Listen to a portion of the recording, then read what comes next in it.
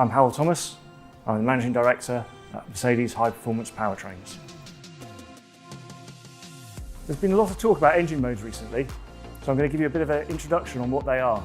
An engine mode is a set of control parameters which control exactly how the engine and the electrical system work. We typically split the mode into two. There's the ICE, the internal combustion engine combustion parameters, and there's the ERS electrical parameters.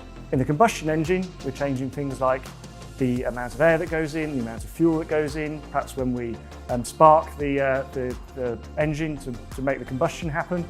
And we're changing all those things to get different power outputs, perhaps different energy level outputs, and we're changing that through the race weekend to maximise the lap time at the right time. On the ERS side, the complication is that you cannot deploy your MGUK for the whole lap, every lap.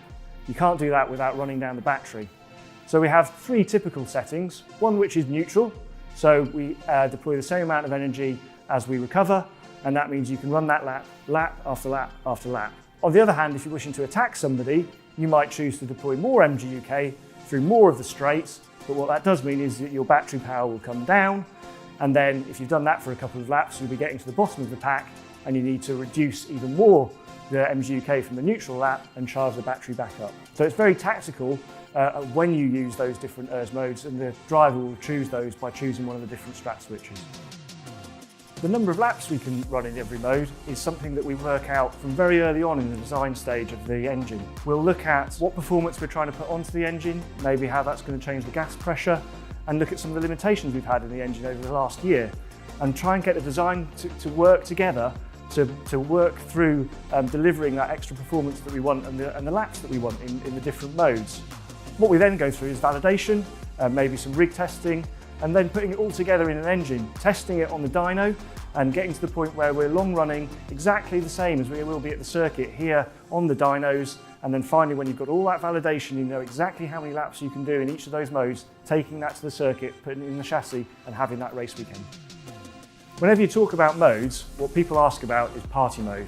And what is party mode? Does it exist? For us, party mode is Strat 2 and has been since the start of the hybrid era in 2014. And what does Strat 2 really mean? Well, it's really quite straightforward. It's in strategy position 2 on the steering wheel, and that's where the driver goes for those really important laps in qualifying, maybe just through those 2 laps in Q3 when they're trying to get that pole position. And what does that Strat 2 do? Well, if you go back and think about what we've talked about, it's about all those control parameters and just turning those up to the absolute max so that the engine is screaming, the engineers are wincing, and also the electrical energy. We're going from the full pack to the bottom of the pack, all the charge we've got in the energy, all through that one lap. We're just giving it everything we've got to give us the best chance of getting on pole.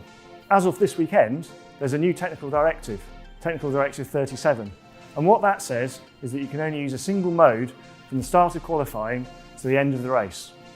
So we might use currently 2 or 3 modes during that time, from the highest crankshaft mode we've got to a medium mode.